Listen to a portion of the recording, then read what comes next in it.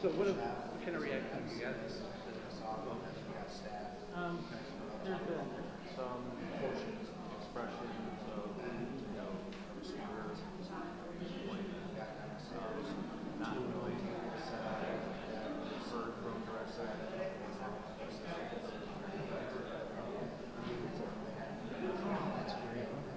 So what good? Good. So we're going to be really working on three parts. First is whole proposition. The second part is educational piece, how we move forward with Let's talk about the education piece. Why do the education piece? It's more than the same. well, there's still a lot of history related to the tribe in Bronson Park besides the county. So really, that educational piece is part of the dialogue. Are you going to start us off? That is going to be an important part of recognizing the tribe's history. Okay. Yeah, but if you use the part of that to be a public, people don't have kids. So that's like, sure. So there's going to be educational pieces, what they look like, is yet to be seen. So we'll see what that is. I know it's kind of one of the corners of the crowd. So that's sort of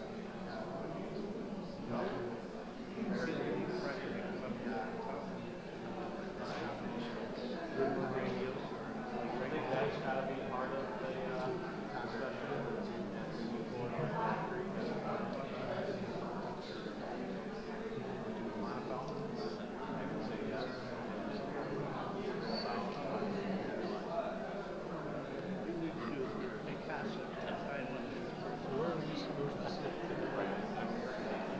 So one more thing.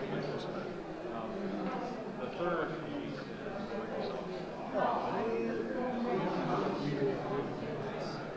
That's better. You want to really sit up there?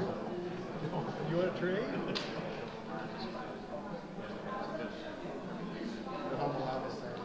talk about tonight. What do you hope to get out of it? Tonight is really about presenting some information and listening to folks and hearing their concerns, answering their questions, and then trying to take that information, these questions, and build forward how we deal with this flooding as we go forward. What are some of the issues? What does the need for fundraising? What do you hope to do? So the fundraising is really to address the issues that's out there. Folks that are, without a water heater, without a permit, their electrical is gone out. Really addressing those issues. And then the longer term, part of it too is discussed relative to flood mitigation. Talk about grants and loans? Grants yet to be determined. Obviously, if we did something for people that are already hurting, doing a loan. Yeah. So it's going to be needs-based? Okay. You're welcome.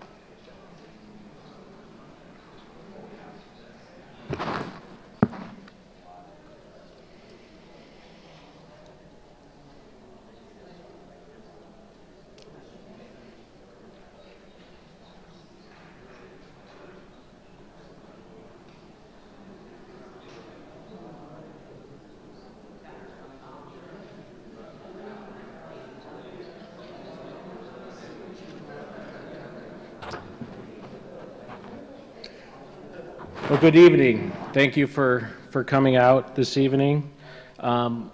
Before we begin, I think it's important to just call out and recognize the emotions that are out there relative to this historic event, the pain, the suffering, the questions that are out there. Our hope tonight is to answer those questions, to listen to you, and get the information out and address those needs that folks bring up. We don't take this event lightly. We know it was historic in nature, but it also means people suffered through it, and so we really want to recognize that first and foremost. I want to recognize a couple of city commissioners in the audience. We got Commissioner Eric Cunningham in the back and Commissioner Don Cooney up here, and I know the mayor will be here in a little while to be here as part of the event as well. So I want to introduce some of the staff that will be presenting this evening. First, we have our Public Services Director, James Baker, who will be presenting on the flood and contributing factors to the flood. Following James will be our Community Planning and Economic Development Director, Rebecca Kick, and City Planner, Christina Anderson. They're going to talk about damage assessment and assistance that will be available for that damage, and also talk about providing information on land use and open space and how that could go a long way in helping mitigate some of the flooding and by preserving some natural features in that area. Finally, Deputy City Manager Jeff Chamberlain will be the moderator for the question and answer time. There were cards handed out. If you need more cards, please ask, raise your hand. We got staff around the room. If you have a question, pass the card to the end of your aisle, and we'll gather them and then compile them during the question and answering time. And we'll be collecting those cards throughout the evening. Finally, if you haven't already noticed, there are social service agencies out in the atrium. Again, I encourage you to meet them, sign up for assistance, and just learn more about what's out there to help folks in this tragic situation. So without further ado, I'll turn it over to James Baker, and we'll go from there.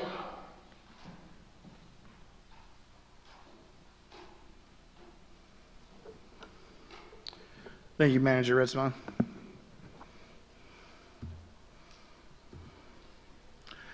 So as Manager Ritzma introduced, my topic of discussion tonight, really want to talk and walk through some of the technical details of the flood. You know, how did it happen? What are the flooding tendencies? You know, what are we seeing? What is rainfall doing? You know, do some event comparisons. I'll, touch on some frequently asked questions that we've seen in the past. And then we'll continue to talk about flood prediction, some of the things that we looked at to try to see how a flood is going to happen, develop, and then some future plans and projects. Ultimately what we're, kind of talking about is if we can start to understand, what causes these floods and how these floods develop, we can then work towards some goals. So there's two types of flooding that occur here in Kalamazoo. And we can break those down into two separate classifications, riverine flooding and backwater flooding. When we talk about riverine flooding, we're talking about the capacity of that channel to handle that amount of flow, that flow from runoff. And what affects open channel flow is the cross-sectional area of the channel, that's how wide that channel is, how deep that channel is, and those come together to create what's called the cross-sectional area. We also have the slope or the gradient of the channel and the channel composition. So, different channel slopes, different channel shapes, different channel cross-sections can handle different amounts of flow. Backwater flooding occurs when another water source is in a state of riverine flooding and is then backing its flood event into this other water source. So really that's kind of what we're talking about, what happens with Portage Creek and Kalamazoo River. So Kalamazoo River can go into a flood stage and affect Portage Creek by backing that up through a backwater flood. Portage Creek can also flood by itself from a riverine flood, and Kalamazoo River can also flood by itself from a riverine flood.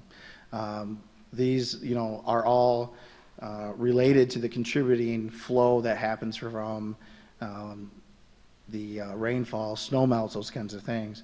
And when we speak about rainfall, really one of the most important things to understand is where that rainfall is located in the watershed, what is the duration of that rainfall, how long is that rainfall lasting, and then what is the intensity of that rainfall, how hard is that rain coming down. And we'll go into some more detail about that here in a little bit.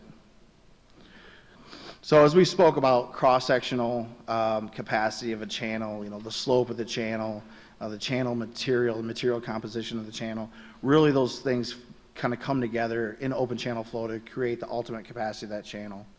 What we have with the Portage Creek is that Portage Creek south of Reed Street has a pretty steep slope on it. If you come down Portage into the city on Portage Street, you feel that slope as you drive into the city, then you kind of flatten out at Reed Street. You also feel that slope if you come in on Burdick, or if you come down West Edge Hill. It's the topography of Kalamazoo's. Kalamazoo's built kind of like a bowl. As you come into Kalamazoo from the south heading north, you kind of come up a ridge, and then you go down a hill, and then you kind of flatten out. Portage Creek comes into Kalamazoo the same way. It's on a tremendous slope as it comes in. Once it hits Reed Street, it flattens out. So in terms of channel slopes, we have, a very fast, rocky bottom. It has riffles in it and, cold water, fast-moving stream. It hits Reed Street, and it flattens out completely. The result of that, the characteristics result in a situation where south of Reed Street, we can flow upwards of 567 cubic feet per second. And then north of Reed Street, we can only flow 300 cubic feet per second. So in a statistical 1% return interval storm event where we say we're flowing 567 cubic feet per second or more on Portage Creek, as soon as we hit Reed Street, we're at a deficiency moment, and we've got to somewhere for that water to go. So we see that under a statistical 1% average return interval storm event, we've got about 267 CFS of surplus flow that's got to go somewhere. That relates to about 120,000 gallons a minute on a normal storm event on Portage Creek that the channel can't handle it. It's got to go somewhere. Unfortunately, the crosstown ponds are the lowest point in the city. They've got a bank elevation of about 758 feet.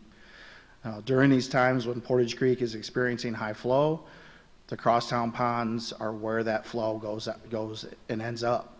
And it's going there at a tremendous rate. That's an Olympic-sized swimming pool every 5.5 minutes. So this is a FEMA floodplain map. The blue area there shows the flood zone. This flood zone is the result of the capacity limitation of Portage Creek during a Riverine flood event. You see here's an aerial photo. You're looking kind of at crosstown, looking towards the west. The center of the flooded area is roughly where crosstown ponds are. This is what happens when we're at a statistical 1% average annual return interval storm. We've got 267 cubic feet per second, roughly 120,000 gallons a minute that's got to go somewhere. Crosstown ponds, that's the lowest point. So we see that, and this is a classic textbook case of that situation.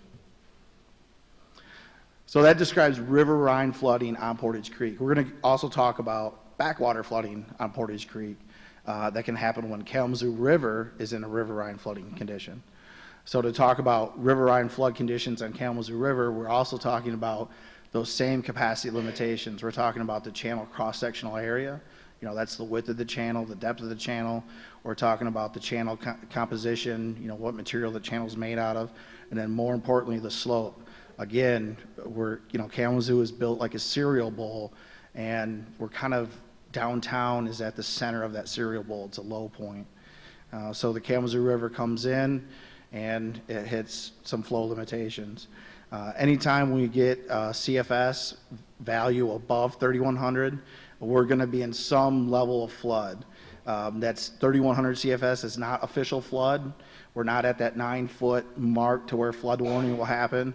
But if you're from the area and you've been around the area, you'll see, there could be some streets that start to back up. You see some flooding that happens in low areas. And that occurs and just keeps going up until we hit about 7260. At 7260, we're at that statistical 1% average storm. At that point, we're completely across the floodway. We're filling the AE zone of the floodplain. And then we'll continue to fill that floodplain until we hit 8,900 CFS, about 89, 83. At that point, we now fill Zone X. When we're doing this, anything over 3,100 CFS, 3,200 CFS, 3,500 CFS, 6,000 CFS, all those flow events are backing up Portage Creek. Portage Creek acts now, when Kalamazoo River is in a riverine flood, it acts as a conduit for that to go. Crosstown Ponds, still the lowest elevation in the city, provides an outlet for the Kalamazoo River. So what we're seeing here is that the low area, the Crosstown Pond area, can be flooded from Portage Creek, and it can be flooded from the Kalamazoo River. So we're going to talk about rainfall a little bit here, and 100-year flood and 1%. Really what we're talking about, when we say 100-year, we're saying that 1 year out of 100 is a 1% chance that that event could occur. And whether or not that event can occur is really just a statistical odds. When we look at rainfall, there's the big factors on rainfall, and as that contributes to runoff, is the location and aerial extent of the rainfall. Where is that rain hitting in the watershed? Is it across the entire watershed? Is it over just a portion of watershed? Is it over just Kalamazoo? Is it in Battle Creek? What's the duration and intensity of that rainfall? Is it raining all day? Is it raining just a little bit? And then another very important item, if you've got aerial coverage over your entire watershed and your storm duration, that's the rate of how long it continues to rain, if that meets or exceeds the time of concentration of your watershed, you can go into a flash flood, and you can go into really dramatic flood experiences at that time. So in terms of watershed sizes, the Kalamazoo River is about a 2,000 square mile watershed. Now that is from the start of it all the way to the end of it in Saugatuck. Our area of concern, the watershed that's upstream of Kalamazoo, is about 1,000 square miles. And that extends all the way out into Hillsdale, Branch County, over into Eaton County, up into Berry County. So there could be rains happening over there that we're not aware of here. And again, it's that rainfall intensity, duration, location. Here's just some statistical numbers of what types of rain would result in a 1% annual average for a rain flow condition. If we get 6 1/4 inches of rain in a 24-hour period, that amount of statistical rain is a 1% return interval rain event. If we have a rainfall intensity of 3.5 inches per hour for 30 minutes or longer, that's going to result in a statistical 1% chance. And of course, this all has to do with where's that rain location in the watershed to determine the impacts on the Kalamazoo River. So here's a shot of the Kalamazoo River watershed. The area that's upstream of Kalamazoo, including Gull Creek, Augusta Creek, Wabascan Creek, Battle Creek River at Battle Creek, Kalamazoo River at Battle Creek, and all the way extending out into Albion, and then south of that. Far north is Charlotte. It's a huge watershed, and it's got a time of concentration of about 6 days. Now, the smaller piece, the Portage Creek watershed, has a area of about 35 square miles. The 35 square miles of the Portage Creek watershed means it's got a time of concentration of about 12 hours. So if we get a 6.25 inch rain event over 24 hours, or if we get a storm that blankets the entire watershed, the 35 square miles, and it has an intensity and duration that gives a more than 3.5 inches per hour, and the coverage is the entire watershed, we could have an event, a serious event in that watershed because the time of concentration is only 12 hours. So understanding these rainfall events and how they relate to the watershed, we're kind of walking to what happened here in February. What happened with the weather? What happened with the rainfall to make such a catastrophic flood event? We talked about, what's the most important thing with rainfall: intensity, duration, and aerial extent in the watershed. The thing we didn't talk about yet is frozen ground. Frozen ground acts the same as blacktop. The rain cannot go into the ground, it cannot infiltrate, it runs off. So that entire rain event then is runoff. So if we go back in time, when we look at February 14th, that's Valentine's Day, the entire watershed at that time was blanketed in about 20 to 30 inches of snowpack.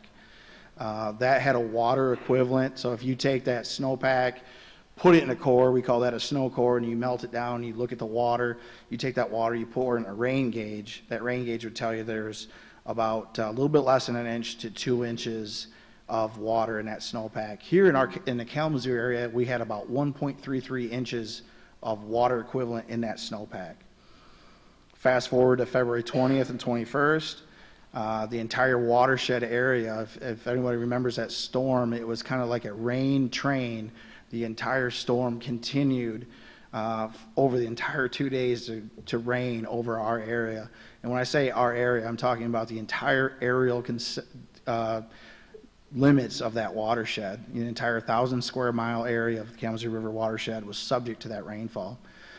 With that rainfall, we had high temps, we had 60-degree temps, and melted all that snow. So the result of that snowpack, frozen ground, and rainfall resulted in a runoff equivalent of 6.3 to about 7.3 inches on frozen soil. Big difference between summertime when it's dry and that water can infiltrate.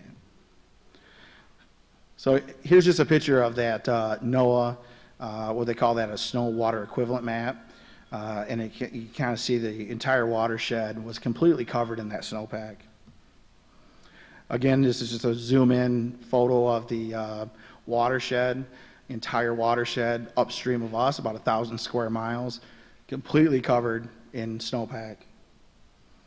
And then on top of it, 5 inches of rain. So the result net effect is about 7 inches of rain. So we want to talk about some event comparisons. What was so big about this event? Well, it's the highest gauge we've ever seen since the gauge was installed. It compares most notably to the 2008 flood event. That was not too far away from us in 2008. That was 10 years ago. Also compares to what was a previous record flood in 1947. What we're seeing is these major flood events is starting to increase. There's not records of it, but we have some internal city records that tell us some information about the 1904 flood. During the flood of 1904, we had 2 square miles of the city covered in floodwaters. In the 2018 flood we just had, we had 1.4 square miles of city covered. So that leads us to believe that the 1904 flood was more significant than the flood we experienced here just recently. However, we don't have official records of that. 1947, a big flood. 1985, a big flood. 2008, a big flood. 2018, a big flood. We spoke with our partners up at the USGS about big flood events and what are we seeing in trends and statistical data. And we are seeing, they are confirming that at this point in time, we're seeing an annual increase in peak discharges from the Kalamazoo River, and they're increasing at a rate of about 13.3 CFS a year. We also want to compare to some other events. If those folks in the room remember some of the challenges and destruction that we had in October of 2017. That was an event that was isolated just to the Portage Creek watershed. We never went into flood conditions on the Kalamazoo River. What caused the 2017 flood event of Portage and Axtell Creeks, we had 6.3 inches of rain in 24 hours. Covering an entire aerial consent of that watershed. That resulted in a very significant rain event for us, really because the storm duration exceeded time of concentration in that watershed. So the time of concentration in that watershed is about 12 hours. That means if it rains in the Portage Creek watershed, we see that rain at the city in the creek in about 12 hours. If that rain stays in place over 12 hours and it dumps this much rain, it really creates a situation where the peak of that hydrograph is going to hit us all at once. Instead of slowly trickling in over time, it takes 12 hours to get here, It's taking 12 hours to develop, and then it hits us, it's like a huge wave. Here's some other comparisons. This is Riverview looking north. This is 1904. The first house on your left, that's a Craftsman house. That's still there today. Again, this was 1904. 2 square miles of the city flooded at that time. Our event just recently, 1.4 square miles. We want to talk about, we hear some questions, and we want to, we're seeing some trends and some questions, and we want to be able to talk to that, at least initially. And one of the questions we often get is, what is Morrow Dam doing? Are they causing these floods? Is there something they can do to prevent these floods? Are they making the situation worse? Or are they making the situation better?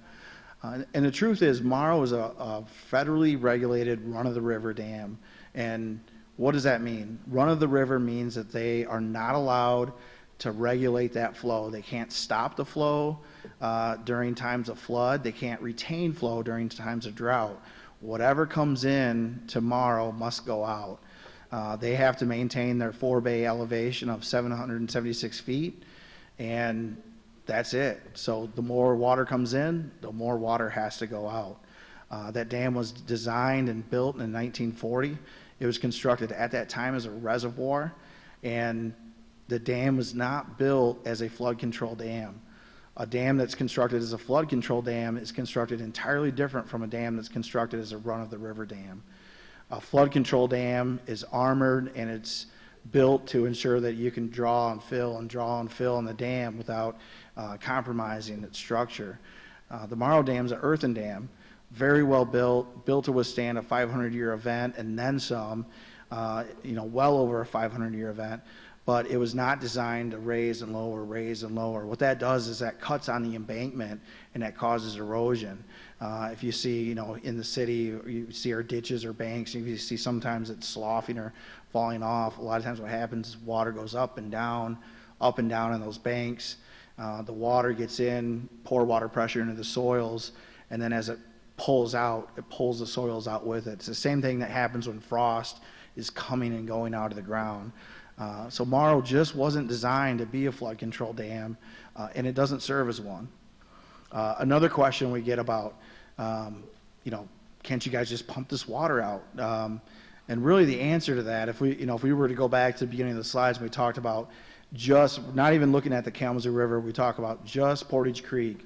When we're at a, statistical average event, 1% annual chance event, we're flowing 567 cubic feet per second into the city, and we can only handle 300. Why can't we just pump it? We'd have to pump 120,000 gallons per minute. We don't have pumps that big. I'm not saying it's not impossible from an engineering standard. I'm just saying the city doesn't have pumps in a garage we can roll out and just pump that. It's a tremendous amount of flow. Sometimes we don't realize that because the area of the ponds are large, the flooded area is large, that it goes into. The groundwater, pumping the groundwater. The groundwater levels in the city of Kalamazoo have been rising since 1961, a steady increase. The reason for that, in the 1930s and then again in the 1960s, we were under 2 10-year drought periods. The biggest factor on groundwater levels is annual water year precipitation. We don't have the pumps big enough to make an impact at Central, and if we did, we need demand. So just like electricity, we can't pump water if no one's using it. We pump water into our water towers.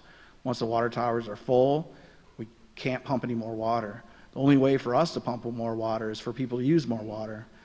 Regardless of that, we're just talking about 2 totally different size and scope. We don't have the ability to pump that much water. Another question we've been getting, we want to go ahead and answer that right out. Why wasn't a state of emergency declared? And the reason for this, the state of emergency really deals with the public infrastructure. That's in terms of, we're talking about roads, bridges, crews, public safety, public services, our ability to get out, place barricades in the street, our ability to reroute traffic, our ability to do our jobs during the time of an event. We had plenty of staff resources. We had plenty of traffic barricades. We did, and that was because we're prepared. We have 2 contractors that supply barricades for us, so we were able to, have preparation ahead of time, be prepared, and be able to roll out the equipment that we needed to be able to handle, blocking the streets off and being able to manage things as we go. Issuing the state of emergency during the time of the event has no impact on public assistance, and we'll get into that more later. So we want to make sure we know that as really during the event, the declaration of emergency deals with the city infrastructure and the city's ability to respond to that event. We had plenty of infrastructure. We had plenty of ability to respond. We want to talk a little bit about predicting floods. The National Weather Service is really the source that we look to for flood prediction. They issue flood watches and warnings by county. They also issue those by streams. So you could have a flood watch or a flood warning for Kalamazoo County. You could also have a flood warning or flood watch for Kalamazoo River in Kalamazoo County. If you live in or near a floodplain, we encourage you to pay attention to local media sources for coverage of flood watches or flood advisories. A lot of smartphones, if you do have a smartphone, there's apps available where, whether just, your routine weather apps where they actually pop up and tell you, hey, there's a flood advisory or flood warning for, Kalamazoo County. We also have public services staff does monitor rainfall and stream flow events. We also look at flow coming out of Battle Creek. We know that flows coming out of Battle Creek will arrive in City of Kalamazoo in about 36 hours. And during this flood event, City of Kalamazoo staff actually predicted the flood event ahead of the National Weather Service. And we worked positively with emergency management, and we assembled that team ahead of time. We knew on February 22nd that there was going to be a flood event, a major flood event. We assembled the Emergency Operations Command Center, and we were able to get resources in place and notify the public on February 22nd. The City of Kalamazoo held a press conference, and we relayed that message to all of our media sources.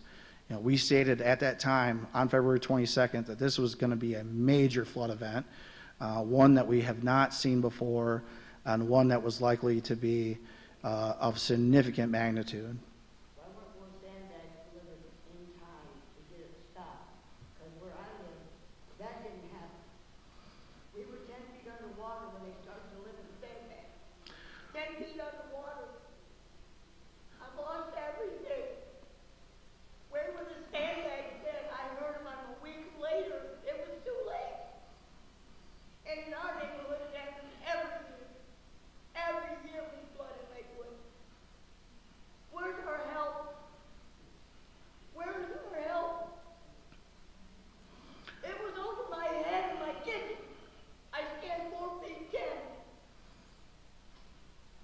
We understand that.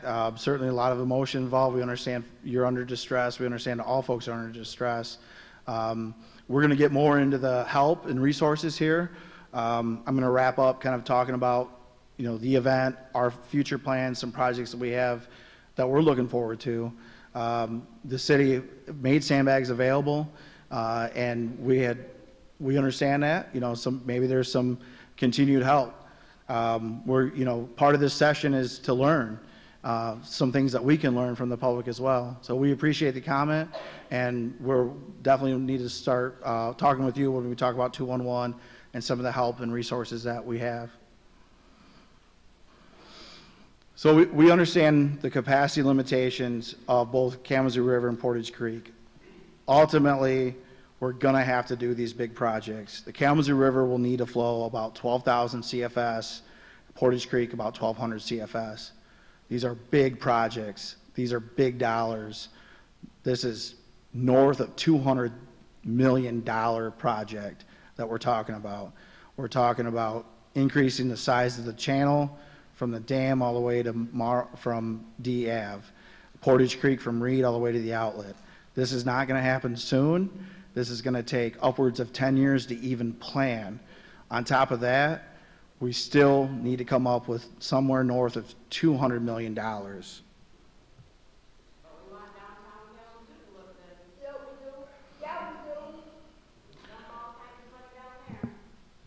We're going to talk about some of the planning that we've been working on since 2017, some projects that we've been working on since 2017. We initiated an engineering study of the channel and storage requirements to look at future improvements. We have a hydraulic model created of both Axtell and Portage Creeks. We're working in 17, continue work in 18 to be able to make a FEMA hazard mitigation relocation assistance grant achievable for City of Kalamazoo residents. We also were awarded a stormwater wastewater asset management grant that's going to help us take care of some small term solutions. In 18, some of that work in 17 was to get us ready for 18. Some of the things we're looking to do in 18 is dredge out the crosstown ponds. We're trying to provide some increased capacity. We're also looking to clean out the conduits that the ponds drain over from Axtell Creek over to the Portage Creek. We'll be updating the county emergency management plan with, that will aid us to be able to start rolling out FEMA hazard mitigation assistance program in 2019. And we're continuing to study stream flow improvements. In 2019, we expect to be ready to start offering the hazard mitigation relocation grant. We look to start to finalize design of those channel improvements. This is the big project. We anticipate from 2019 to 2029, we'll be planning and designing of that big project. Also in 2019, we'll look to budget and implement some solutions that are going to look to resolve some 1 to 5 year return interval storm events. So those are some of those persistent and frequent flooding, nuisance flooding issues that we've had on Portage and Axtell Creek. Now I'm going to turn it over to City Planner Christina Anderson to talk about some of the other issues. Thank you. So what Director Baker just talked about is some of our infrastructure projects that we've started going back to 2017 and before, and the items that we have planned in 2018 and 2019. What I'm going to talk today is that there are other ways that the city is working on flooding and flood-relating issues. So back in 2016 and 2017, we did an engagement process, Imagine Kalamazoo. The purpose of that engagement process is we were writing a new master plan, which is the city's kind of 10-year vision outlook for development. And during that activity, we heard from about 4,000 voices, 4,000 community residents of Kalamazoo. And flooding did come up. Concerns about flooding, concerns about development in the floodplain, it was something that we heard. And as we continued the conversation and asked more questions from the community on that issue, we also heard concerns about other natural features that exist throughout Kalamazoo besides our floodplains. Things like vegetation, open water bodies like rivers and ponds. We heard things about areas where there were steep slopes, if there are issues with soil erosion, areas where there were different types of soil that were more conducive to erosion and those type of elements. And through this conversation and hearing concerns about the different features, not only concerns as they could relate to flooding and property damage, but also a desire to preserve natural spaces that are still left in Kalamazoo, we started, in our master plan, we included a natural features protection designation. And what that is, it's in our master plan. It's part of looking forward, and we have maps downstairs, and I'm happy to catch anybody who wants to talk about it afterwards. What we did is say there are parts of Kalamazoo, there are areas in town that have these unique features, whether it's floodplain, whether it's the vegetation or the slope, and we wanted to kind of put a red flag on those properties and say, if anything were to happen here, we need to think about it a little bit differently. And we need to think about it with the goal of long-term preservation and enhancement of those features. And that will have an impact on our land and how flooding can impact that. We're at the very start of that conversation. So this was included in our master plan, which was just approved this past fall. And so now we're working to create policy and standards associated with the goals that were listed in that document. And so right now we're working together with hydrologists, geologists, folks from the universities, folks from conservation organizations within the county to help create a policy. So as we look at development moving forward, what standards will we be following?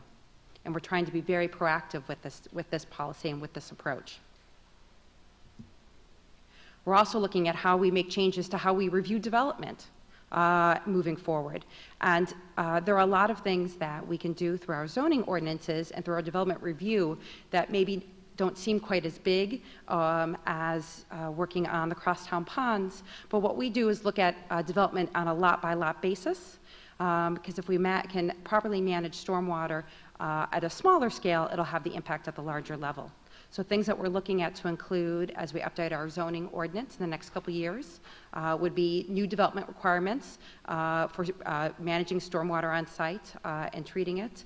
Not just for new development, but also how do we encourage it on existing lots? We are a built community. Most of our city is already built out. So how do we encourage better stormwater management on those existing lots where new development isn't happening? How can we look at things like rain gardens and green roofs and rain barrels and education on how we bury our storm drains and those type of things, and how we can get education and resources out to the community to achieve that on a small scale. The other thing that this impacts is how we review development. And so we've recently updated our site plan review process, which is a process that if you are building in Kalamazoo outside of just a few projects, you need to come through this review process. And it's our opportunity to check to make sure that all projects are complying with standards. In bigger projects and projects that occur in sensitive areas, do we need to coordinate with the Michigan Department of Environmental Quality? Or do we need to be concerned about properties in floodplain and floodways? And so that's how we're trying to incorporate it, not just at the big picture in some of the ways that Director Baker said, but also on kind of the everyday scale with new development and lots in Kalamazoo. I'm going to introduce Director Rebecca Kick, who's going to talk about some of the damage assessment and resources that are available post-flooding. Thank you. So right now we are in the middle of trying to figure out how large this damage assessment is and how many people it has truly affected. So the first step was, as we did the press conference the week of February 22nd, an emergency operations center was set up. At that time, my team at Community Planning and Economic Development, which includes building trades and in community investment and planning, we started to quickly amass maps, the watershed, and to try and understand how many properties could be affected if the flood got as bad as it did. So we constantly worked with public services to try and monitor all of the water levels, and then to send out, we did drone photography every day so that we had photographic evidence of what happened from Wednesday, Thursday, Friday, Saturday. Sunday was the only day we couldn't get out because the winds were so strong that we could neither get aerial photography nor drone photography on that particular day. After we had the photography on Sunday, the public services staff started to work with our floodplain maps and drone footage to create what we called kind of our hardest hit area. We have over 1,200 properties if we looked at a map of Kalamazoo and said, who is near this flood area? When we started to narrow it down for the hardest hit areas, we came out with 998 properties that we were then going to go door to door and try to assess that damage. We couldn't do it immediately because the flood waters had not receded, so we started as soon as we possibly could. As the flood waters receded, our teams were able to get closer and closer into where the damage hit. So we reached approximately 584 residences door to door with a volunteer team of staff and folks from Griffin Place. We had more than 400 people who reported that they did have some water on their property. We also have now worked with 211 and Griffin Place to create a work list that we are working with community providers to be able to help with furnace replacement, water heaters, and cleanup assistance. So right now, what we have is we have more than 49 people who need help with just cleanup They didn't have furnace or water heater damage, but we have more than 36 people who need both their furnace and their water heaters replaced. And we had more than 10 people who needed help with electrical issues. At this time, there are dumpsters that are placed in 5 different locations at the city. We have a website, which is at kalamazooCity.org/alerts, where you can get information on where all of the dumpsters are located in our neighborhoods, and you can drop items off at any time. We're also looking at another curbside pickup as well. We had our regular curbside pickup last Thursday, and we know that people still have a lot of cleanup and work to do in their homes, and so we're looking for another potential date to get items back out on the curb. We are not enforcing on these flood-related items at all, and we are amassing a group of volunteers that can help you with heavy items that need to come out of your basement, removing of flooring or carpet or drywall or any of those other larger materials. Griffin Place is here tonight. They are downstairs. So if you have not gotten a work ticket into 211 yet, they are our central hub. They are the group that is helping us to get these tickets to folks that can provide those assistance. I have a neighbor, I live on the Riverside Ave, and my neighbor's yard, flooded, dude. And I took my boat and went around everybody's neighborhood house to make sure they're okay, this and that. My neighbor called 211 5 damn times, and she still didn't get any help. I called 211 5 times and still haven't heard anything back from anyone. And she's still in her furnace, and she has a baby in her house with another daughter and her husband. And I have a 7-year-old grandson. And I had to call back twice, and the second time I had to really be persistent in a nice way. And the young lady, when I called the very first time, took all of my information, and it literally had not registered in there. And so I found that very frustrating. And but we worked through it. The only thing she didn't add me to was the cleanup. My concern is actually for the people who do need to clean up, but they don't have access to taking these things to those, areas that you're providing. Which is where we can provide some volunteer assistance to get people, yeah, you're right, not everybody has a big truck or a trailer or something like that. And so we are trying to reach out to volunteers that could provide that assistance. And not everybody can lift things out of their basements either. All right, we're talking about all these repairs and stuff, but my father was the one that got it to work. He was found drowned up in this water, and I called 211, and my needs and stuff was just brushed aside, and that's very disrespectful to me because I'm trying to bury my dad. I'm 29 years old, and I got to go through something like this. I'm doing it by myself. The city not trying to help. The city didn't reach out to me. Y'all didn't do nothing. This stuff hurt. Y'all just brushed my family feelings to the side of something that y'all could have prevented, because after that stuff was put out there on the news, next thing you know, all the water is gone. Like the city's going to tell me y'all didn't have the resources to remove all this water. Y'all just did it with something tragic happened in the city. And it needs to change. Y'all need to start reaching out to people more often. Y'all talking about look at the social media here.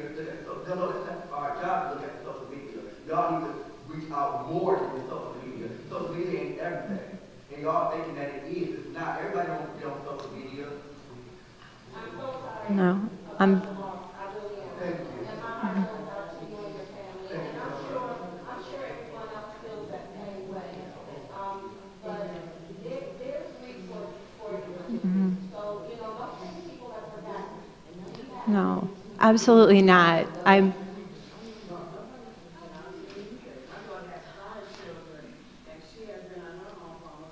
And no one came on our street like a tag or anything. We straight in the flood area. So I don't know what water heaters they're talking about. They're not talking about Mills and between Mills and Crosstown. They are talking about Backwater there. And I called 211 too, and they asked me for no ticket and none of that. I just got a chance to actually talk. Nobody trying to take my information and give me a ticket or work for it.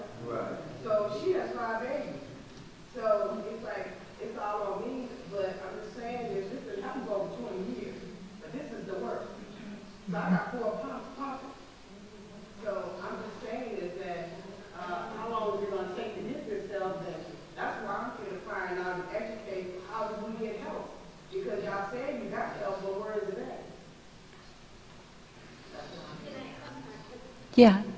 Maricela, why don't you come to the microphone, please? So I am actually with Griffin Place and 211. I didn't get to hear all of the questions. I just heard briefly. One is that you might be struggling to get through.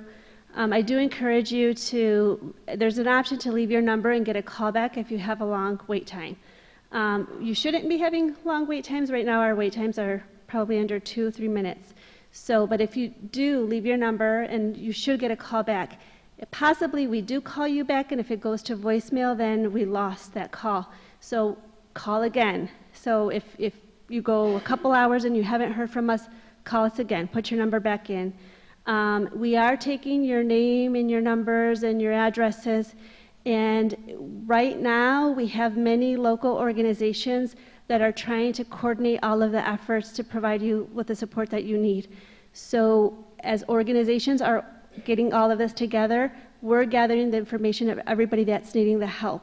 And our goal is that everybody gets contacted at some point and get more information on what your needs are, and hopefully get paired to an organization.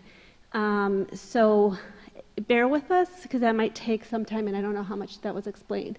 But if, like I'm saying, you probably won't get a call in the next couple of days, and I wouldn't be discouraged if you don't hear it even in the next week. But we are trying really hard to get that information to the organizations that can provide you assistance. So how many times you got called 211? I'm sorry? 5 times.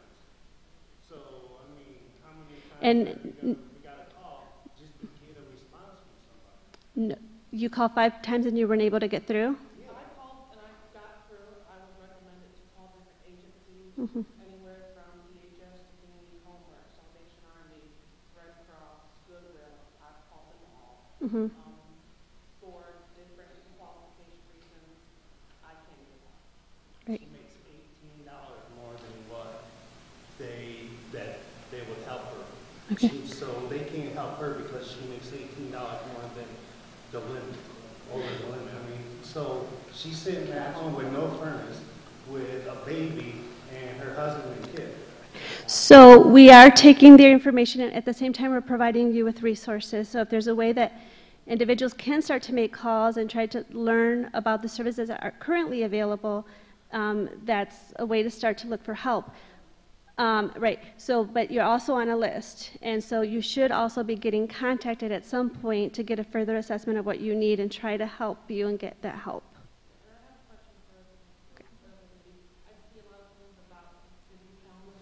What about the people outside of the city of the township? Are there some separate, or are we excluded from these current? Yeah, because we're not. So, We're correct. So we have partnered with, so the organizations that you can see here, the United Way and the Kalamazoo Community Foundation and the Local Initiative Support Corporation are all helping us reach out to the county residents. Okay, the last one, which is the Community Development Block Grant, and I can have our community investment manager talk about this, is that's the money we have to spend in the city. But we are working with our partners, both Community Homeworks, Habitat for Humanity, to get assistance to the county.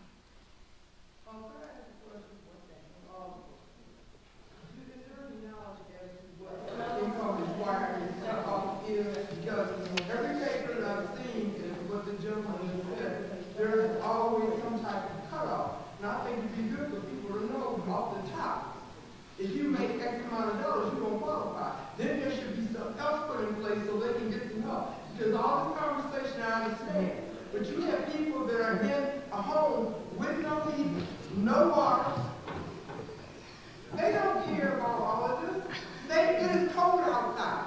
And it's easy for you to represent. I understand both sides, like I said. We don't have it, but I don't have kids. But a lot of people do have children, and it's easy to just brush them off. They're upset. They got right to this. The Kalamazoo needs to do something to change the way they look at it. I even had the question about, when he said, the gentleman said, a 10-year plan. It takes 10 years to plan. I know the planning process. So what do they do? What happens if next week it does it again? Where do they go? And one of the comments that you keep making is you understand. You do not understand. Right. I'm over on Middle Street. I'm over on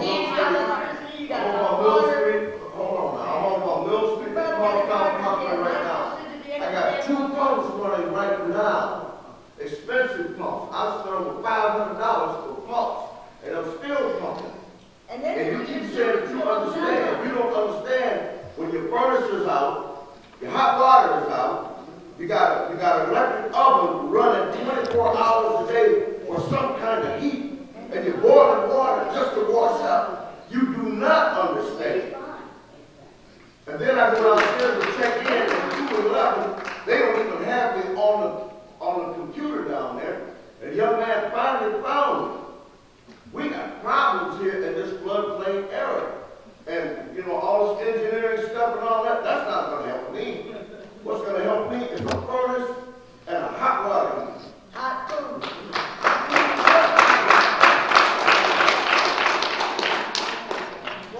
Okay.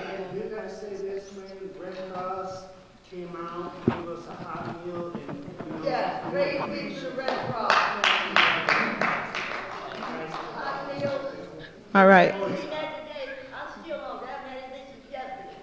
Because I got too busy working in my house to think about food because of my grandson I got to get taken care of. And I don't live in the city, I live in the township. Okay, so what I want to share is what we're trying to do to help. Okay, and it's very complicated. If you listen to your stories each other, you can see how complicated this is. And we weren't prepared because how do you prepare all the time? So we are working on to being prepared for the future. But here we are today. So here we are today. So this is what we're doing. We have a couple of things happening. So you're sitting in the city organization, in the city facility, and most of the money that we get to the city, we are mandated to spend in the city alone. And that's just the way it is. If we get our work, part of my funding comes from the federal government, and it's for the city of Kalamazoo, and it is required. But what we have done, fortunately for the city, and then I'm going to go beyond the city. I'm going to start there. Fortunately for the city, we already had a program in place to replace furnace and water heaters through community homeworks and some of our other partners. So what we were able to do was to move more money to those programs for city residents. What we also are able to do is to ask them for flood victims to eliminate the income requirement and just serve everybody. So we did do that. No permits, no fees, so we are doing what we can do, and it's just not quick. That's the problem. It's not quick as what your need is. We recognize that, but we're moving. Yes, ma'am.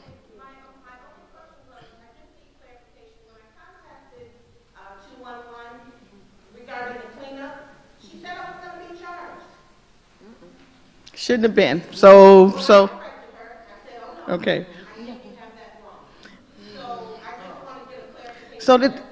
And there are so many, you know, and I'm not complaining anything. I'm just saying how complicated it is. There are so many moving pieces to this to get help to you. So many meetings happening simultaneously that everybody is not getting all the information at the same time. We're not, but we're getting it, and all we can do is be better.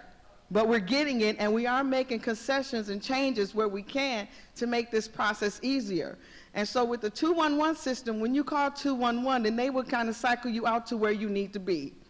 So another thing that has happened, so we're meeting with two groups. We're meeting with the service providers who can do the work, which is another issue because we have a contractor shortage in Kalamazoo that we knew about before this happened. So we have a lot of things, it's a lot of moving pieces that we are trying to figure out how to make the best of what we have.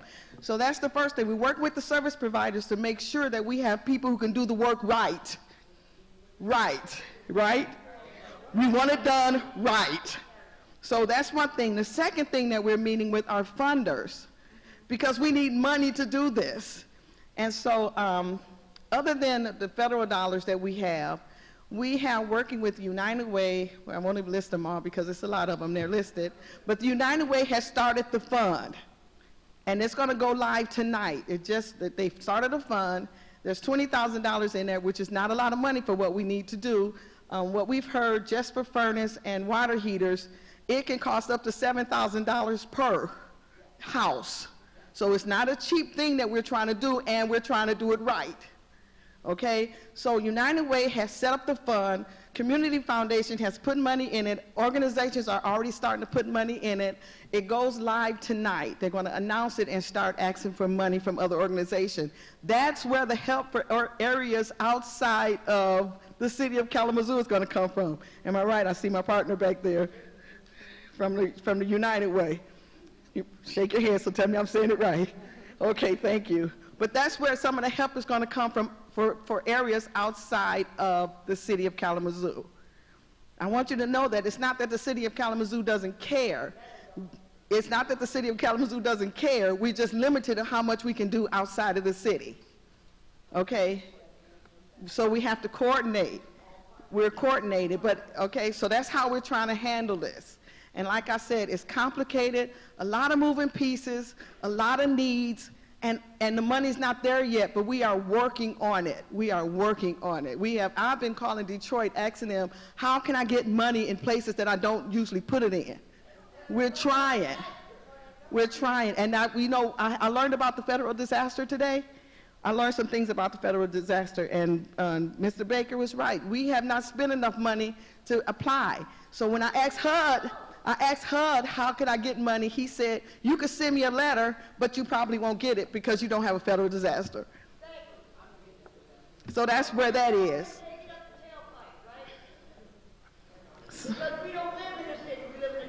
But I'm trying to we're working on it. That's what I'm saying. We're working on it. But we can't do that. So I got a lot of hands. How you want to? Did I get everything I'm supposed to get? Yeah.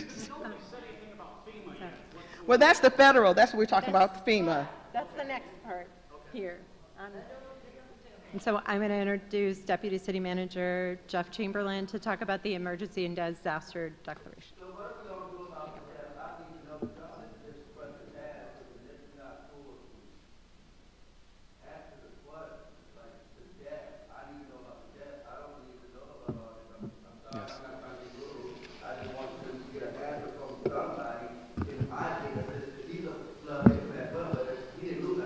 Right.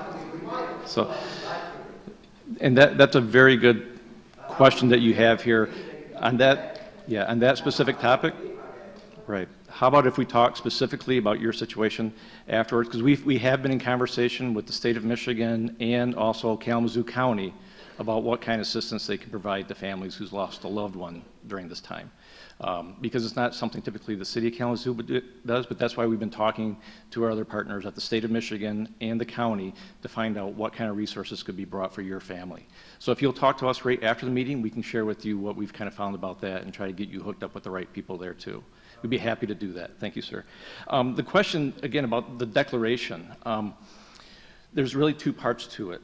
And we just want to make sure people have the information that we have and that you all have the same information. In reality, as far as how much damage was done to properties, so far actually it looks like there was less damage done this time as we had in 2008. And I know that doesn't help you that had damage because you probably were the ones that got damaged in 2008 also. But when they look at it right, and when we look at it as the Kalamazoo County, it's actually less than the 2008. What we have so far, and this is the same answer that Dorla gave you here just a minute ago, is that the answers that we've gotten from the federal government and from the state government is that we should not be expecting any significant help from the federal government and the state government because of this flood. And that's a really depressing answer, but that's the answer that we've been given. So what that means is we need to look to our internal resources as a city, as a county, as a township, and all of the nonprofits that were just talked about here. So what we've been trying to do is to get all those folks together to say, how can we get the money locally out to the people who have needs? And that's what we're doing right now, putting those funds together, getting the people together, getting a 211. But we want to be honest with people in that we don't expect large $1 million grants from the federal government that we can pass through to all of you. Is that because we didn't declare a state of emergency possibly? Or? It's because the damage level, when you look at the other floods and things that are going on around the country, this is actually very small compared to other things that are going on around the country right now. So the state of Michigan is looking at that. So they are looking at all the counties that have been affected right now to see if there's enough damage, if you put them all together, for them to declare at a statewide level. But we haven't gotten that answer yet. So we're... So what they declared was a state of emergency. And what that does is that helps bring some money to the city government for things like backhoes and police overtime and things like that. It doesn't go to the homeowners, though. It goes to the city hall to pay for like overtime and equipment, things like that. So it's a help for the city hall people and their equipment, but it's not a help for the homeowners in Three Rivers, for example. So that's what they're doing. So what that really means for us is we need to really look locally. And we have some really good partners downstairs who are trying to get those funds together. And one of the things we wanted to listen from you all, and this is why we're having this meeting tonight, quite frankly, as the city of Kalamazoo, is we want to hear what the real needs are so that we make sure we can get it to the right people and have the right resources. I also want to answer, I know there's a lot of questions here tonight too. I want to answer a lot of the questions that came in. One of the questions was, if we had pumps, wouldn't they have to pump it a mile downstream? And actually that's kind of the answer, that the crosstown area is kind of what, like Director Baker said, is a bowl. And if we were to pump it, it just goes back into that same bowl. And so it would just keep causing that flood to happen over and over again. So if you pump it out, it goes back in, you pump it out, it goes back in. It doesn't really do anything for the flood. So yes, if there ever was a pump, it has to pump it further enough away to get away from the floods. And that's something that we don't have right now. Yeah. I just want to know this. The guy said that he knew ahead of time, like 3 days ahead of time. They said that they warned people, but I don't remember getting warned, and a lot of people that live in my neighborhood, and I live in my neighborhood too, don't remember getting warned. Okay. Did not get, why didn't we get warned? I mean, yes, we know that we had a lot of snow, yes, we know that we had a lot of rain, but we're not weather service providers. Sure. We don't know how the weather's going.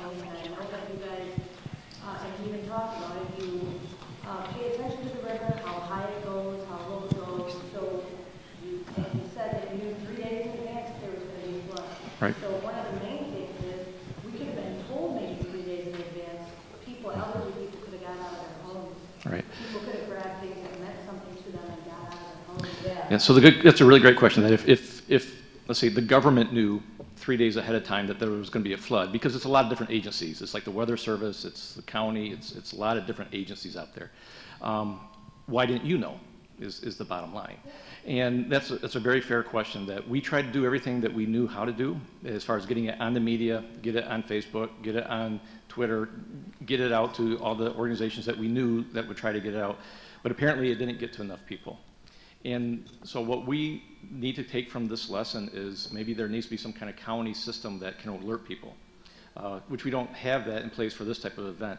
The other thing, though, too, is we didn't know exactly where it would go or exactly how deep it was going to be. We knew there was going to be some flood, but in October, for example, we had areas in October flood on Stockbridge that did not flood this time around. So things, because of the flow, because of the freeze, sometimes places flood and sometimes other places don't flood. Yes. Sure. And that's something that we're going to take to heart, is how can we get it beyond the news media when we do a press conference to let the folks know at the news media to try to get it out to you all. Are there other ways? And we'd be very open as we're going to stick around and talk to folks. What would be the best way to get it to you? If we recognize not everybody has a smartphone, not everybody is going to be on Facebook. So what would work, and then we could work toward that. And it was on the news 3 days ahead of time. But I think what happened was that people didn't realize how bad it was going to be. And as the weather kept going on, it got worse and worse. And even though we knew it was coming, it's very hard to predict exactly how bad it's going to be until we actually are in the middle of it. And I'm going to bounce back and forth. Let me do a couple written ones, and I'll come back to you, and then we'll do it back and forth that way. There was a question about do we give fines for people who drive around barricades? The honest answer is we could, but our police and public safety are busy trying to take care of making sure people are safe. That's their main thing. So again, we could, but for the most part, public safety's out doing life safety issue things and just trying to make sure roads are closed. The question about the Morrow Dam, again, I think Director Baker, we got a couple questions about the Morrow Dam. We've got the handhelds. I don't know if they're too close to each other. Is there anything else that we can do about the Morrow Dam? And I think that comes back to the communication that you said. Director Baker, is very much in communication with Morrow Dam. They have engineers that can tell us exactly where the water is today, how fast it's coming out, and as he said, as much water that comes into the dam goes out of the dam. So when they see more water coming in, then they're going to start releasing more water going out. And so that goes back to your question, is then how do we communicate that to everybody else? And so sometimes it could be just, it might add an inch to the river, or it might cause it to start getting flooded here. Jack, we have a question here about who controls the dam. Oh, very good. Great question. About who actually controls the dam. It is a private company. What's the name of it, James? STS Hydropower. They are a private electricity company. So again, it's not owned by the city of Kalamazoo. It's not owned by Kalamazoo Township. It's not owned by Comstock Township, where it's located. But we do have a good working relationship with them to talk to their engineers so that we know how much water is coming and going from there, and we need to make sure we communicate that to you. That's a power generating dam. Pardon me? That's a power generating dam. Yeah, it does do hydroelectricity, but that's, again, they're not holding it back. Yeah, everything that's coming in is going out through it.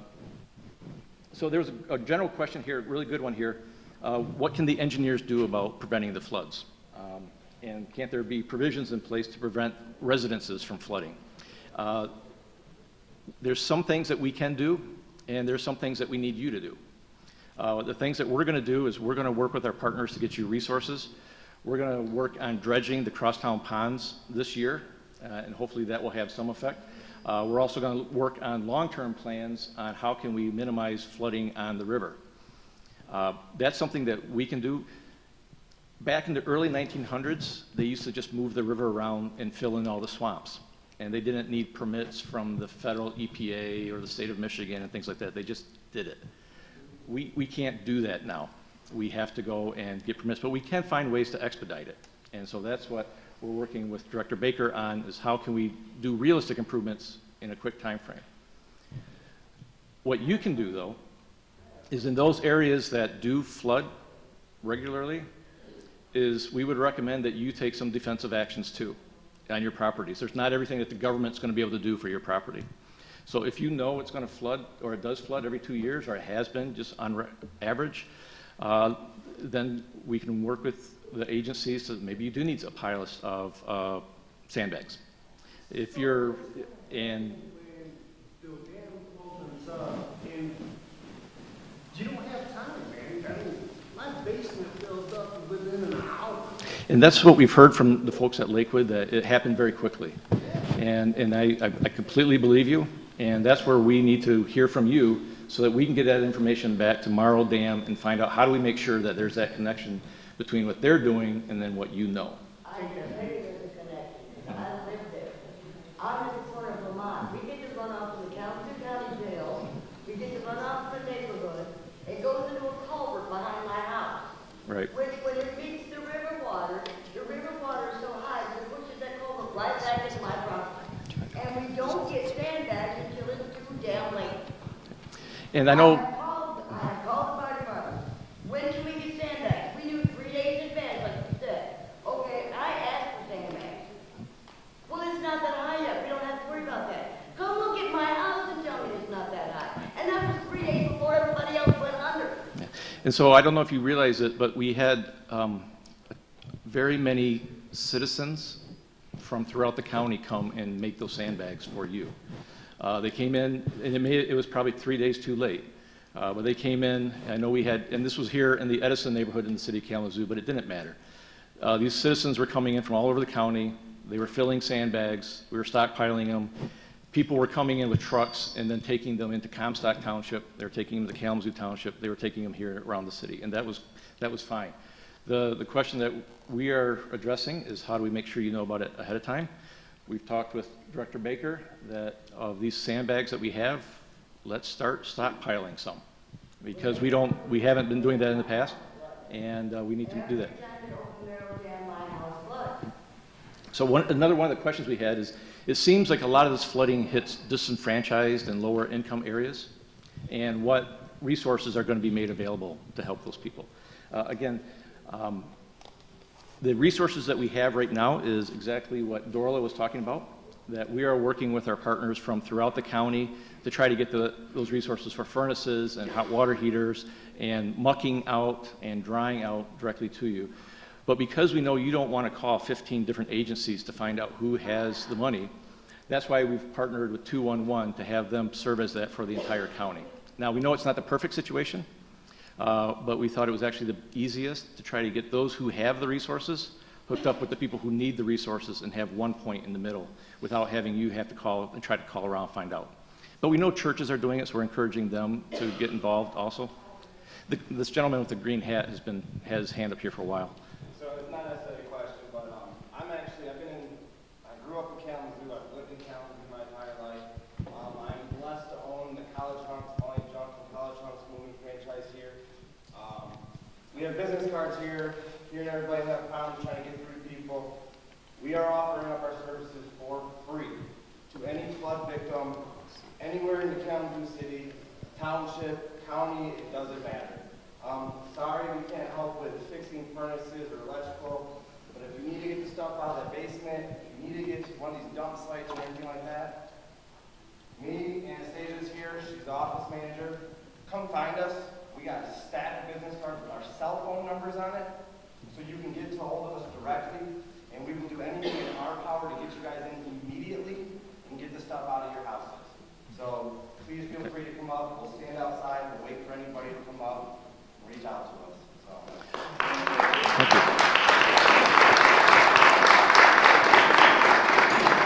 So that's great. And what we would ask you to do too, besides, thank you very much, is can you talk with the folks at 211 to make sure they know about you? Because there's other people who have needs who aren't here tonight. And we want to make sure that even of those people who aren't here, there's ways to get information to them too. Yeah, and there's people down at the table. Right. Okay, ma'am with the back roll also.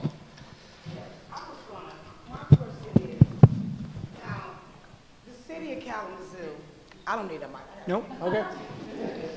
Now, for 20 years on Mill Street, this been flooded. So I'm thinking now, if they know this is happening, why is nothing being done about it? But this is, this time around, it's been over 2 weeks. My daughter has 5 babies. No, we just bought a furnace. Now it's still on the water. So I'm trying to figure out who will write some information from? Because I called 211 too. I don't get my information out. So I need some information. That's why I'm here. Because this is a consistent thing. Y'all said in 1904 some flooding happened. When is they going to get some in place to help this? I mean, for 20 years I've been over here and it's still been happening. And nobody ain't doing it. I'm still paying taxes on the lose my property. Right. But I'm still waiting on some help. So that's my question is, right. You say you got some plans. Okay, that's fine.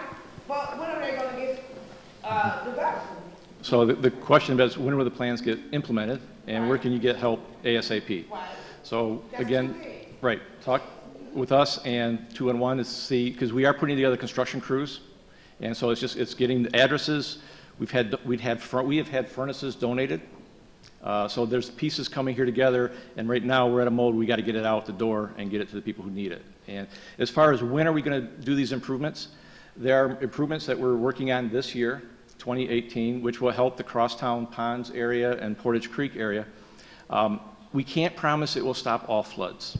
And we just want to be honest. If you look at all the other cities that have flooded around here too, I don't think any government person can promise anybody that all floods will be stopped.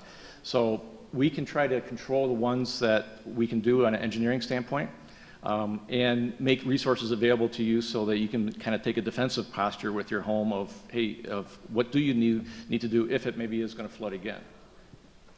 I'll take one here, and then I'm going to answer a couple more cards.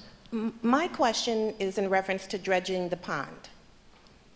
Why is it taking so long? I mean, this has been happening all the time. I mean, I love the ducks, but I could care less about the ducks. They got a lot more places to swim now. But why did it take so long? We had all those floodings, 2008. Can you shed a little light on that, please? Because some people are going to eat one of them ducks, I'm telling you. No, and so the question is, if we've known it's been flooding, and it has been flooding over and over again, why didn't we dredge the pond sooner? is I think if I could summarize that. Good question. In that, one, we've had some budget limitations in the past. We are looking at creative solutions. You may have heard about the Foundation for Excellence for the city of Kalamazoo. We actually put that in as a grant request for the Foundation for Excellence for 2018, and it was approved, and so we're going to do the work in 2018. Of the grant. That's the plan. We have to do engineering. Director Baker has to get some permits from the state. And it's not just the ponds. We also know that there's some big pipes that go under the rivers, or under the roads, those culverts. Those are filled up over time, they just naturally fill up over time. And so that's going to be part of the project too. Right. So everything feeds into the river, eventually. Everything around here, Arcadia Creek, Portage Creek, Axtell Creek, they all eventually go to the river. As Mr. Baker, though, described, though, is when the Kalamazoo River floods, those creeks back up. And they have nowhere to go, and so you actually get hit twice, one from the creek and then the second time from the river itself. So the other question is help based on income? I work 65 hours a week, 2 part-time jobs, and you need help with cleanup and patching in the basement. As was described, we're trying to cut through the red tape. We're trying to get rid of those income requirements, and the team and the community agencies are doing a great job trying to do that. So again, we don't want to sound like a broken record, but we want to get people hooked up with 211 so they can then get you to the right agency and kind of work through all that. Let me get the next one here. This is a good, they're all good questions, but this one I think is very fair. Will my property tax assessments change based on flooding? Good question. I can't tell you 100% yes right now, but I think that's something that we are considering. It goes as part of your property value. So when the city tax assessor or the township tax assessor looks at your property, there's a value to it. And if you're on an area that has flooded 3 times in the last 10 years, that assessor is going to know that your property is valued less than other properties, and that should impact your tax assessment. Will this particular flood increase or decrease your tax assessment? I can't make that promise. But I would say that I believe that it is something that our assessors and the county tax assessors take into consideration also. Okay, this is about, another one is, can we get the dredging done before the next flood hits? We sure hope so. One of our challenges, quite frankly, is just like you, we have the best information that we can get from the National Weather Service, but that's it. So we have had times when it's been drought, and we've had times where we get 6 inches of rain in one day. So our goal is to expedite that as soon as possible, and if we get another extreme rain event here this spring, before we get it dredged, we do have resources now through this experience that we can make available quickly. Well, ma'am, I know we delivered sandbags to the township. So, yeah, I understand that.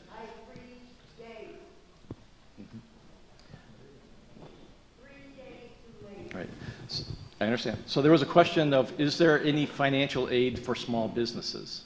So if you're a business and not a homeowner and you're in the area that's been affected, is there any aid for you? Right now from the city of Kalamazoo, we do not have any aid from the city of Kalamazoo. That is something we're talking to the state of Michigan about as to whether or not that can be made available. A lot of time that type of aid kicks in when the FEMA gets involved, and those small business loans go through the federal government Small Business Association. But we know it's a need, and so that's a topic that we're going to be discussing with the state and those folks to see if we can't get some of those resources into Kalamazoo. Can we give a time frame for furnaces and hot water heaters? And also about when will the drains be cleaned out? So again, the hot water heaters and the furnaces, I think they're starting up right now. They've got the list. Some of you may know there's a group in town called Community Homeworks. They work around the area to help low-income families and moderate-income families with construction. And they're the ones that are coordinating the furnaces. And so they have been taking in the names from 211 They've been arranging the furnace donations and getting them out onto the street. So, but if I were to ask of your particular house, I could not give you that answer right now. But if we make sure that you're on our database, we can then make sure you're in the queue. And we do understand that it's frustrating to not know if it's going to be tomorrow or next week or the week after. But the key, though, is having you in the queue. Yeah, and that's the whole thing. There are other groups that are out there helping. Senior Citizens, Kalamazoo Valley Habitat for Humanity has been helping out. Some churches have been helping out. And that's where, again, not everybody has the same needs. Some people need furnaces. Some people just need their basement pumped out. And so that's where we're trying to get people hooked up with the right type of services. There was a question about somebody lost their water meter. So if you've lost your water meter, we're not really sure why. So talk to Director Baker. He handles the water system for the city of Kalamazoo, and we'll take your information on that and get you hooked up on that, because we definitely want you to have clean water. I do want to just kind of let people know that through this experience, some really hard-working city crews kept the sewage plant running and the water wells running. And that kept the water and sewer running for everybody across the entire county. So I know it's a little thing, but if we had lost drinking water, that would have added to all the problems that everybody has, and thank goodness we did not.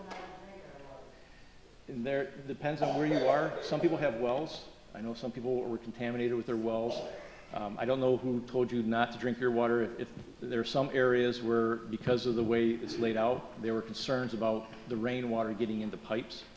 So if somebody told you that, then that would be the best answer.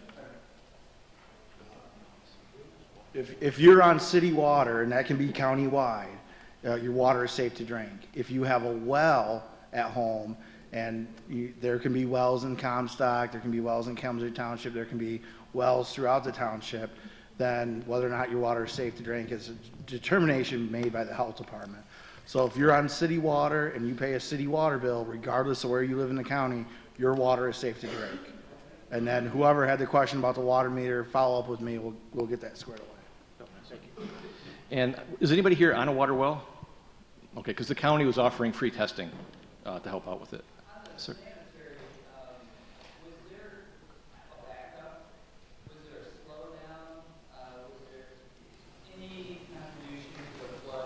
No.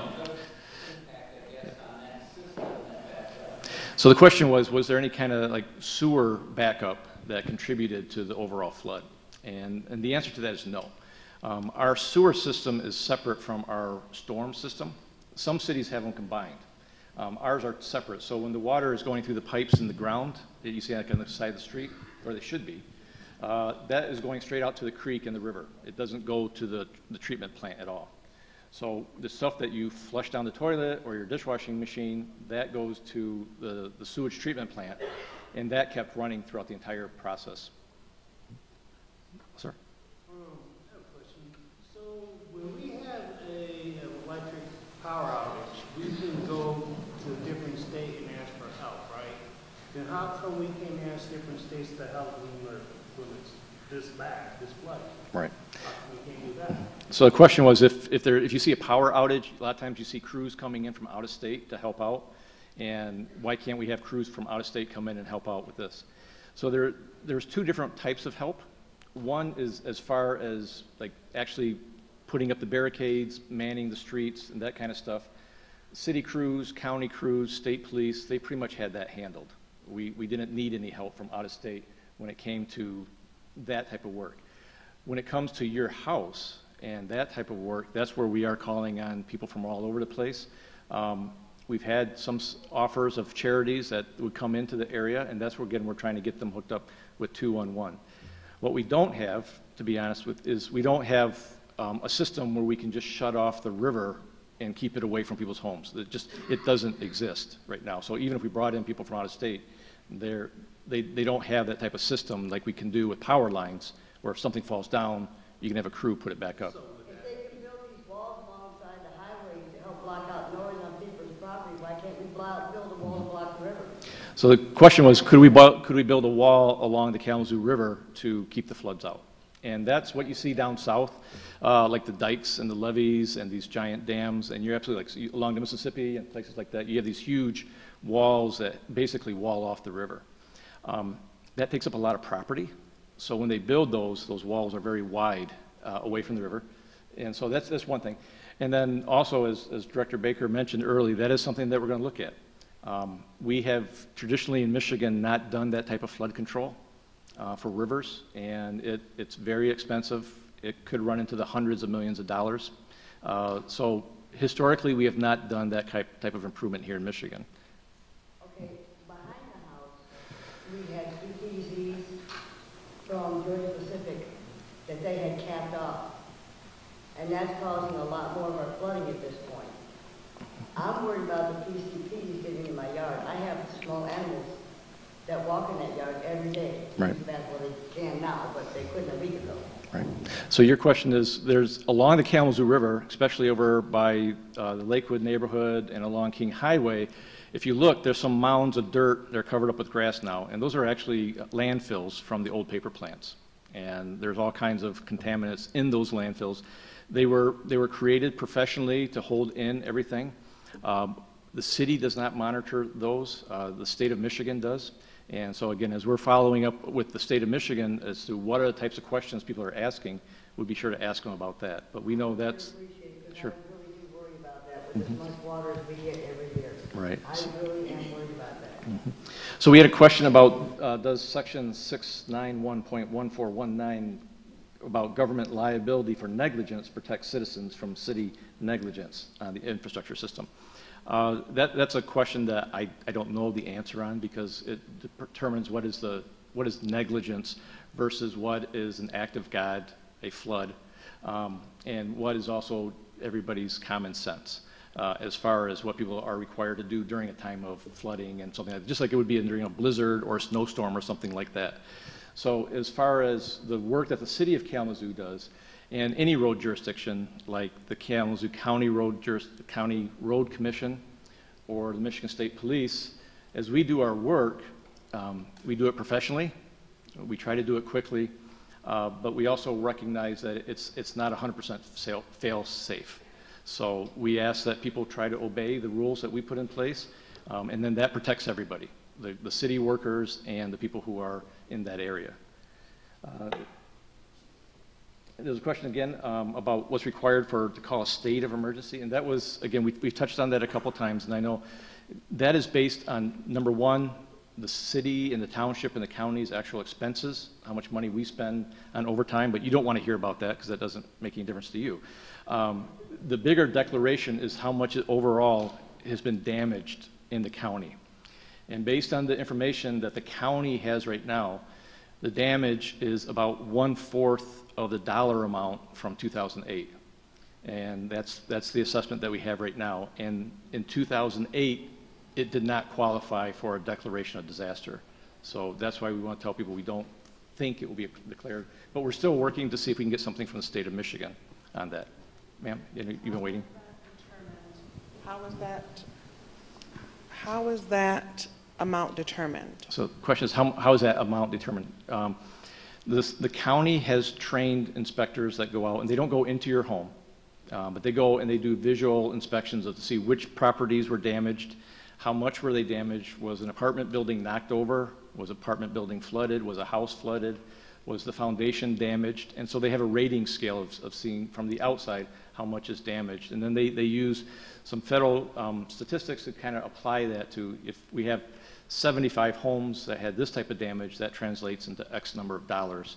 And so they're ballpark numbers, but they're not coming into your home and asking you, did you lose your TV, did you lose your furnace in the basement, or your dishwasher, or your clothes dryer, things like that. What is the number that you have to have in order to get this? Do you know the number that we're looking for? You know, I don't know that number. Last time it was over, in 2008, we were at 11 million that they estimated. So now they're like their estimate right now is between 2 to 3 million in Kalamazoo County. And that, again, that's Kalamazoo County. Comstock, where we got hit in Kalamazoo County is Comstock Township got hit. Kalamazoo Township obviously got impacted, and then obviously the city of Kalamazoo, But in the city of Kalamazoo, it was localized, obviously, just like other neighborhoods too, where if you lived on West Niche Hill, you didn't get flooded because you're on top of a hill. Other neighborhoods obviously did. Let me get a couple one here. That there were buildings that had drywall that was just installed and that was damaged, and what can we do for them? Again, if you can go to, you can go to 211. We have different types of crews trying to help people out. We know we've had people trying to help people pump out, and so that's in some people's basements, that's all they need. Other people are going to need to have that drywall ripped out so that they don't get mold, and then that can be reconstructed. And so we want to get them hooked up there. Let me see what else. I think one other thing too is if you're not able to get through to 211, let me give you another phone number, 337-8044. That's our city of Kalamazoo number where Dorla works, and she's working with all the agencies also. And again, our goal here is to try to get people hooked up with the right agency, recognizing that it may not be tomorrow morning, but we want to get you on a list that we can get you hooked up with the right people. 337-8044, and we'll put it up on the screen before we leave so that we're walking out, you can get it. I know there's a few other questions. Yes, sir.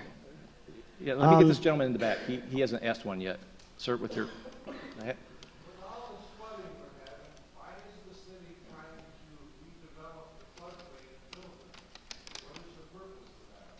So.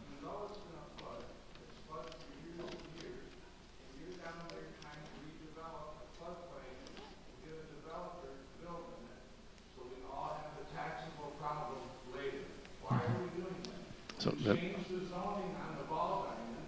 You built the ball diamond in a flood zone that should have never been built there to start with. How much money does that cost us every year that that thing floods? Now you want to go over on O'Neill Street across from Arcadia and you have great big signs for big development in a flood zone. Why are we doing that? We should not build in a flood zone. Period. That's why it's called a flood zone. Right. They can't get more taxes out of us if they don't do that. Our commission change the zoning from an industrial zoning to a commercial mixed use so people can build a residential and live in a flood zone. right. So, Our city did all of that. Why didn't we do that? so as far as private development in a flood zone, great question. And now let me, it would be sold to a private developer or leased if it was a dent. Okay, that's a good point. So the way it works right now is as a new development, if a new development occurs in a floodplain, whether it's near Portage Creek or Kalamazoo River or anywhere, and we do have some other floodplains too, over by Arcadia Creek on the other side of town, that we have different building regulations that we have to look at as far as making sure it doesn't make the floodplain worse. So when you have a developer who wants to build a building, it's going to be their responsibility to prove through engineers that they either have some offset, that maybe they've added some additional pits somewhere to capture additional rainwater, or they've designed the buildings. In some cases, they design buildings now with garages on the bottom so that the water actually flows through them. So, but it's going to be on the responsibility of the developer that if anybody does build in a floodplain, they have to be able to show that they're not going to make that floodplain worse. So. Okay. Well, using up the capacity of the floodplain. That's actually what we're trying not to do, is with those new regulations of. The city themselves have done it. So. They built a ball diamond in a floodplain and took up the capacity of this woman's house. Yeah, and from what we can tell, that ball field's been there for a long time. Yeah. Okay. So then that adds to a second part of your question, which I'm going to answer, is private property in a floodplain. And one of the programs that we talked about tonight was a federal program that would come through the federal government that would offer people money to buy their houses or their properties. We don't have that right now. That takes a while to go through, but that is something that we're going to try to get. And What that does is it's voluntary. Nobody's going to kick you out of your house. It's if you want to participate and if you want to sell. And then what would happen is then that property would get demolished and would be left as green space so that it doesn't add to the floodplain. So there's two parts to that. Yes? Both of my driveways were damaged with this too, and my fireplace. The culvert runs under my driveways, and it washed all the dirt away. How do we get that repaired? Okay. I don't know. I mean, in that we can talk with, see with the 211. Some of this is going to fall to the private property owner, that if there is damage to your private property, the finding ways to do that. I don't know where the culvert is, so I don't know if it's part of a county road commission road. Take your trip down Lake Street, down Lamont Street. Go all the way to the end, and you'll see exactly what I'm talking about. Okay. Because we flood first before anybody else over in that Lakewood area here does. That's where the water comes across the road first, right at my house. Right. And this time it washed away the culvert that runs underneath my driveway. Okay. And if it's going to cost me to have to repair that, it won't happen. I will crush that pipe going in and out of my driveway if that's what it takes to get the county to fix what they need to do.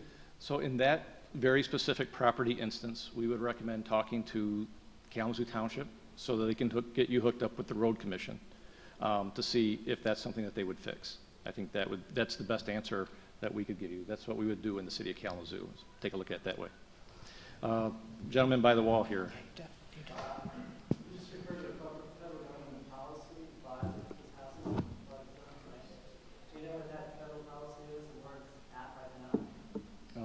Remember the name of it? We could find it. I don't know the actual name of the program.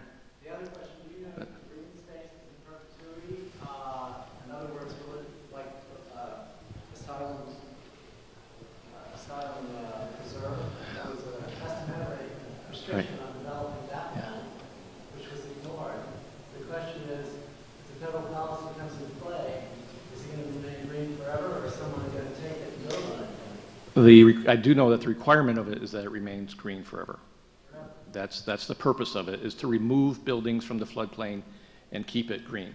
And not to do it through a forced way, but to let property owners do it voluntarily over time. That's the intent of that program. Okay. Ma'am, I know you.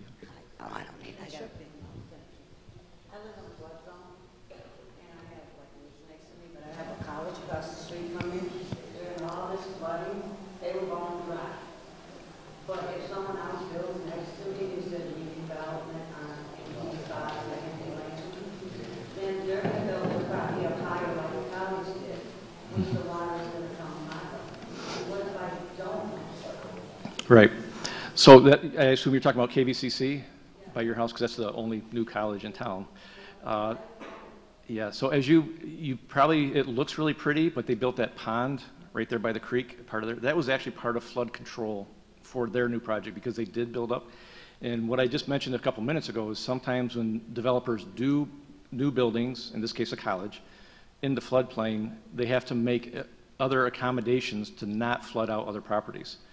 So in this case, KVCC made the pond that actually widened the creek in that area. Now what happened though this time around is there was just so much flood water, it didn't make a difference. It just went everywhere. Right. Right. And so, yeah. And so what we also have now is we have better information. So, for example, the people that built the college know where that flood level is. So they built their building and they built their generators and things out of that flood zone, but then they created that pond to make up for that extra space. Now, even they lost power during this flood. It was so bad that they lost power and they had to have their power shut off.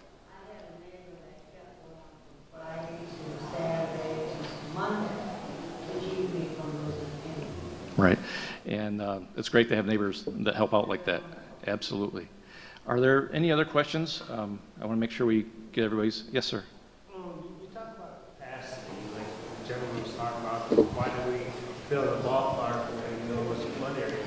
So why did you build a big mound at the end of our road when it takes up a lot of capacity. When the water coming down from the dam, it's not going to go through it, it's going to go around it. So everybody else gets screwed. And why is that? Why did they do that? Yeah. So your question is for the Lakewood neighborhood, if I'm assuming correctly, you have a big mound behind your house, which is the Georgia Pacific landfill. Yeah. And why did they allow that big landfill to go there? Because the water goes around it, which then goes into your yard. Right. Yeah. I don't know why, but I can tell you that as they build these types of structures and things like that, number one, I'm going to assume that that was probably where a lot of the contamination was already. So a lot of times, instead of moving the contamination around the city, a lot of times, or to another city, they'll just leave it where it is and try to put a cap over it and just leave it and protect it. And I think that's what they did around the King Highway in your area. They would have had to gone through a process to show that maybe they dug a pit somewhere up by Allegan or somewhere nearby between here and Allegan to add more capacity to the river. That doesn't help your specific instance, but it might help somebody else further up the creek, up the river. That is a good question, though, as to why did they do that? And I think the question also that we'll have to continue to talk with the other agencies, and you need to ask too, is this going to happen again, and is it going to happen in the short term? We can't give an answer, but we can tell you about what we are trying to do for this near and the long term. Yeah, Dora. Came up at one of our provider meetings. Please be careful of people coming to your house to fix your stuff. Do not be scammed. I mean, I don't know, because this is the time that this happens, and we are very excited because we want our houses fixed, we want our lives back. But please be careful. We will not be sending anybody to your house to fix anything without you knowing about it. You have to initiate it. So if somebody comes to your house and you didn't initiate it, please be careful. Please, that's what I'm saying. If we're going to fix it, we want to fix right. We don't want you to get it fixed and in 2 weeks you got to call somebody because you got jacked up. Okay? So if you didn't initiate it, you have to talk to 211 and they come on your door and say, what's up, dude, go. Travel over. But don't let them come start fixing stuff. All right? And if you hear that happening, please call us and let us know, because we need to know immediately if there are people in our community trying to take advantage of us. We need to know, because everybody's not going to be as a student you may be, and they may let them in. That make sense? Yeah. So please, please, please be careful. So let me leave a couple last ones here. Those are the numbers. I also saw Township Manager Dexter Mitchell come into the room here. I think he's outside talking with some citizens. So if you're from Kalamazoo Township, one of your officials is here tonight, and he's out busily working with folks right now. We also, oh, I'm sorry, I missed the call. Yeah, Jen has been helping with all kinds of volunteer work, and do you have anything that you want to offer as far as assistance or say? I think we've talked about the resources to access through 211, thank you very much, through 211 in coordination with Community Homeworks. We know that the Lakewood neighborhood continues to suffer first in these flooding events, and we know long-term that we're going to see additional flooding occur. So we want to make sure that those residents know to reach out to the township. We want to work together to build solutions long-term for our flooding, but the same mechanisms that the city residents need to start through at 211 and Community Homework, so we can get people's furnaces, hot water heaters back in place. And so thank you very much. We were here to answer any questions if we possibly can, direct you to some of the sources. Unfortunately, the township does not have the depth of resources that the city currently has. However, we're hoping for some influx of income from some of the foundations that are there. In addition to that, we did place out several dumpsters. Most have been picked up. There are still some in the neighborhoods. So we are putting together a plan. Please bear with us as we go through this. And I will still remain here to be respectful of the city in their meeting to answer any questions and or to open up lines of communication. Thank you, sir. I saw one more hand back here.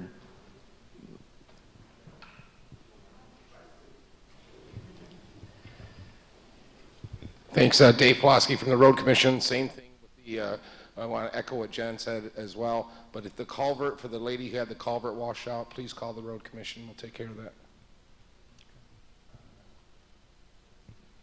The gentleman in this green shirt.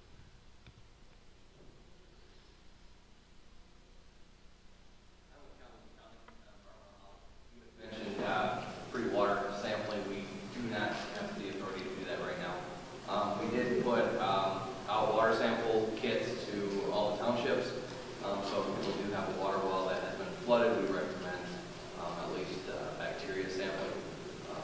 And our lab is open for that, other labs are as well, and we'll accept the same bottles. Okay. So Great. Okay. And just as a reminder, I think most of the people in this room are on city water. So you're good. You know, there's a lot of stuff that goes on behind the scenes, but they made sure that the bugs stayed out of your water. That was the bottom line on it. Mr. Graham, one more question, and then we'll make sure we'll get resources. I just offer this as a suggestion for the city, and it's the lesson of Puerto Rico.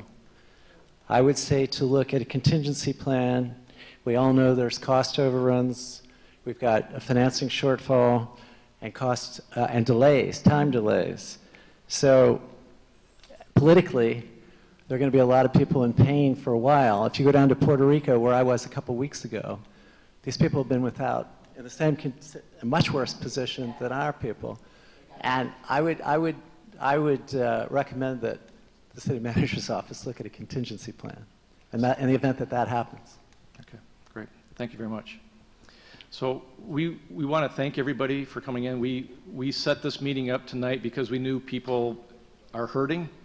We wanted to get you the same information that we have, and we also wanted to share with you what we can and can do to help out. We're going to stick around. We're going to be down in the atrium. 211 is down there with their computers if people need help to get logged in with their system, and they're available to do that tonight for you. So thank you. Is there a question I can get Thanks. answered for you? No. Okay.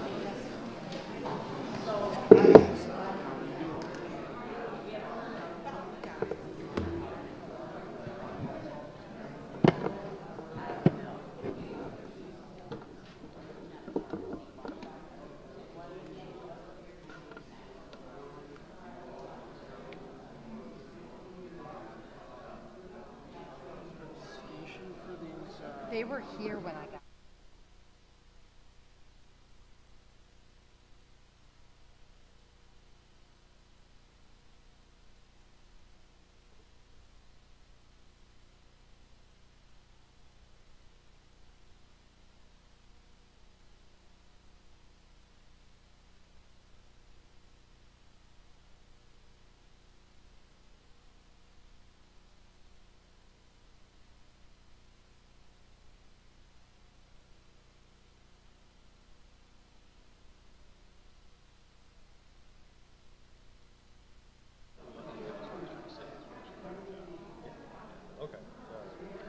You're saying the right statute. Okay.